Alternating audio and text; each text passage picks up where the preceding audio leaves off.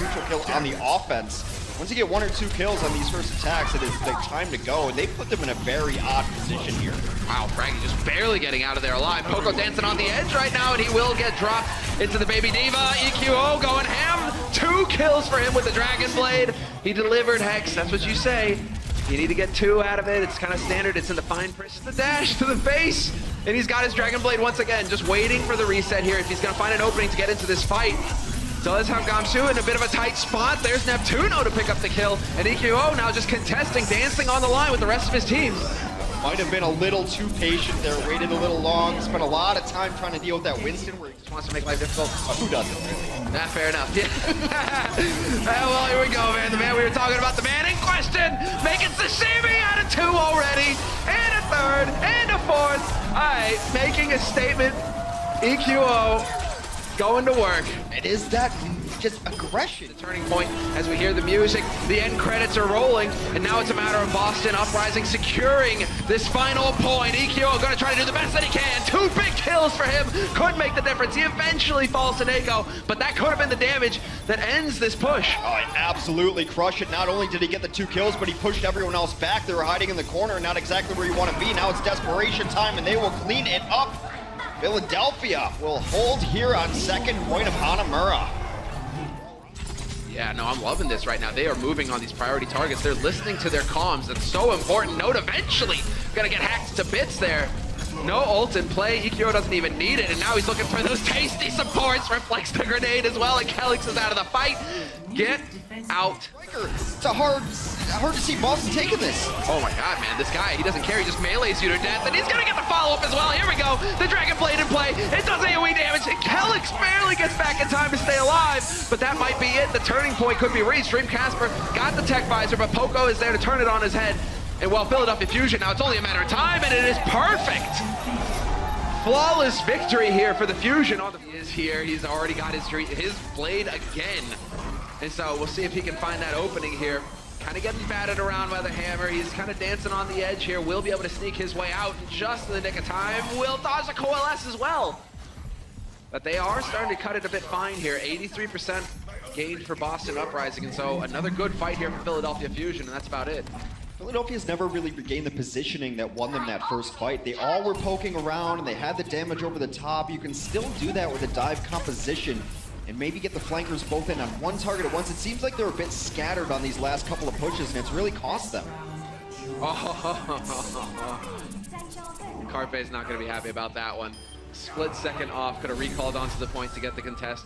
Poco from him, but the grab comes out anyway. Coalescence is all over the place as well. Total chaos on this point. They are contesting still, but the self-destruct will come through here for EQO. Hammers are all over the place going down as well. Well, we are just trading back and forth. They will be a couple getting split up.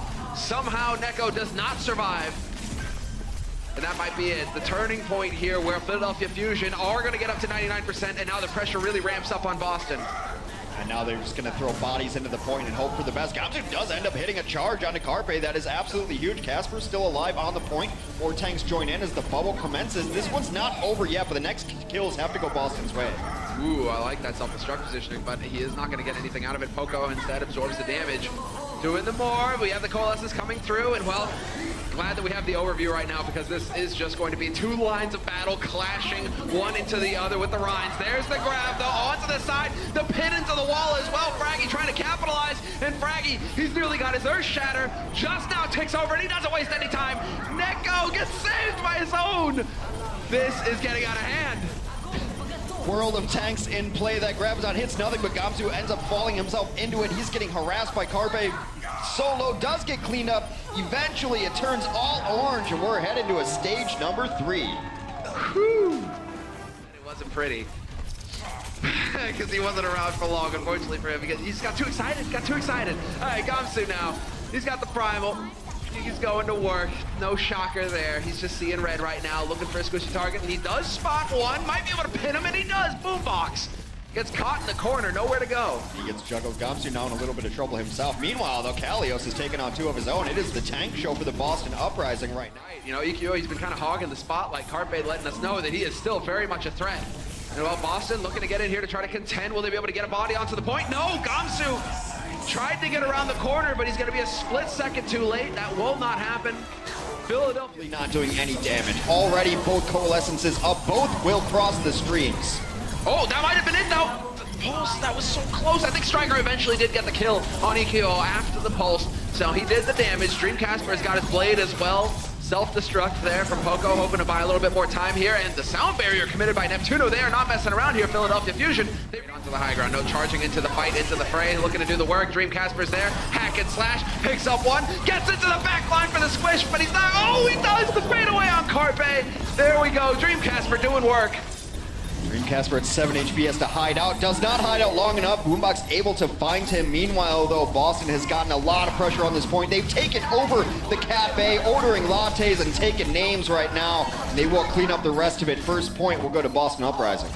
Super solid. Sticking together. Absolutely needed against this composition. He was able to get to the Moira, and now that's all the healing down. These tanks rely so heavily on it being clumped up like that. They need to get a couple more kills.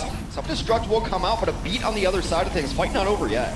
No, they're still drawing this out. Carpe even here. Will he be able to make it back in time? However, that is right on the edge. Not going to happen. Point 2 captured here for Boston Uprising, and they will certainly be making progress fairly quickly here to the third. Oh, there we go. Sound barrier is out. First hack, first slash already. Poco not going to be long for this world. And Dream Casper, he will eventually. No, he gets knocked back. Doesn't matter. Did enough on Boombox that his rest of his team is able to clean up. And since capturing first point, Boston has been unstoppable, unable to stem the bleeding as Philadelphia. They didn't change their comps a whole lot. They tried to run this dive comp the entire time. But dive comp only works if you're the aggressor. Gets into the play, gets into the mix. The man is just going to start doing the damage. Although that was a great call coming in immediately. EQO just commits to the fight. No shocker there, but his teammates follow up right behind him, and they're just running right over Boston Uprising right now.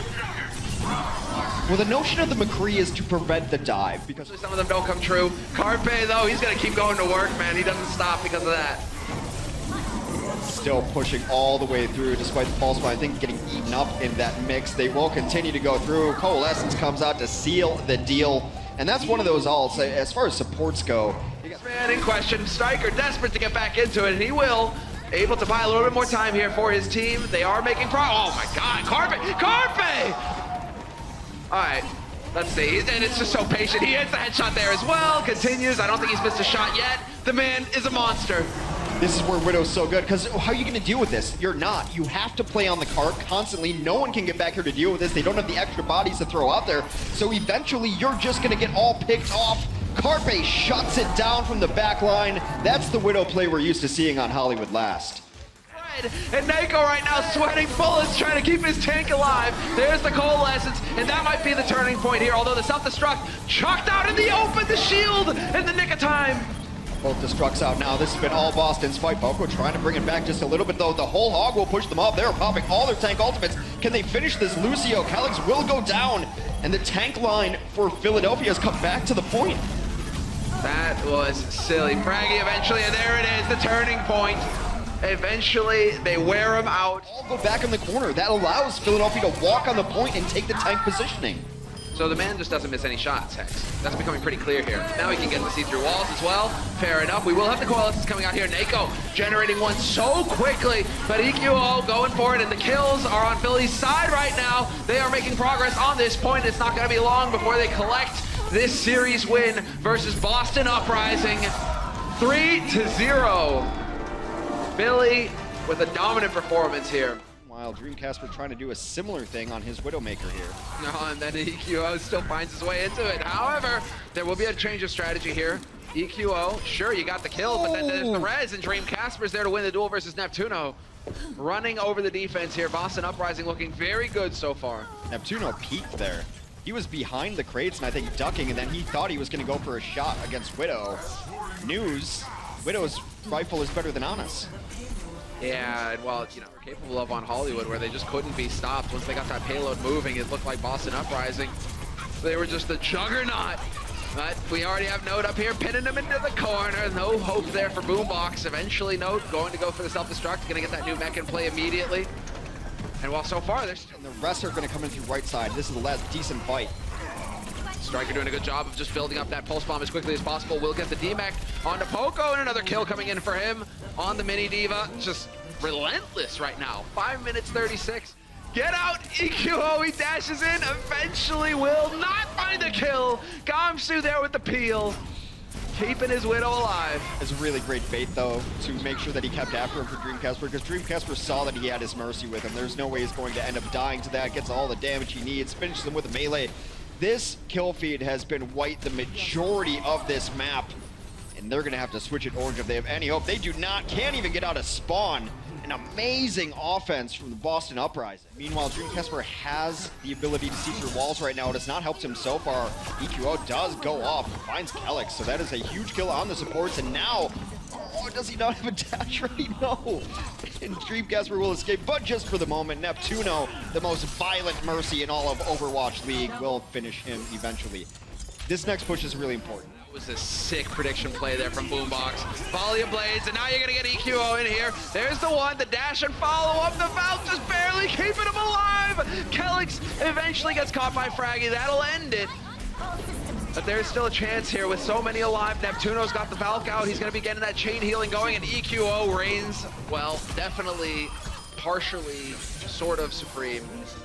I mean, so difficult to even fight out here. They should be fighting on the right side of the cart away from the bubble so that Carpet can hit all of his shots. He's gonna get the finish over there. And what do you do about this? You do not have any bodies to send up here. Their best bet right now is just delay as best as possible. Hope to get kills on the ground. Not gonna happen. Philadelphia will complete the map, but about to this. Gamsu, however, falls to the hands of Poco. And well, there we go. That's a big target for EQO to find out of position. Dreamcasper hanging around just a bit too long will get punished, and EQO, 3 quick kills for him. That's a reflect kill into the corner. He knew exactly where the remaining members were. He knew that that's going to be a volley that comes out from Neko. The best Zenyatas in the world do most of their kills through those alternative fire volley of shots. Sends it, return to set. Find your dash target set up in correct fashion. Carpe doesn't need any of that, though. He takes down 2 from the back line. Here comes a blade. There we go. Get the dash reset if you want it. There's your second squish. Striker is gone. EQO is an afterthought. Decides to go ahead and take note as well. You know, that looks real flashy in the kill feed, but that was like a grand total of 200 damage done. So Carpe now, he's got a wealth of targets to pick from. Trance is there, but he gets forced back. Dreamcasper with the big play, hunts him down. Backline is gone here for Philly Fusion. It's nothing but the tanks left here to keep it alive for just a little bit longer, but they will make no further progress. Boom. Overtime over. Round 3 complete. 5-3. Eventually we'll get Dove. Not gonna be a problem. He has his grapple if he needs it. There's Dreamcasper though, looking to do the damage, but the Trance is there to cancel out the Dragon Blade. Beautiful Transcend. They will try to regroup here. The problem is they had to go back so far to defend that with the Transcendence that they gave up a lot of ground up front here, and a lot of the tanks died.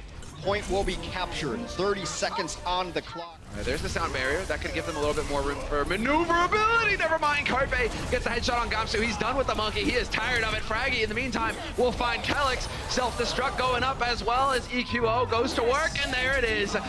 Done and dusted. Philadelphia Fusion sweep the Boston Uprising. A 4-0 victory.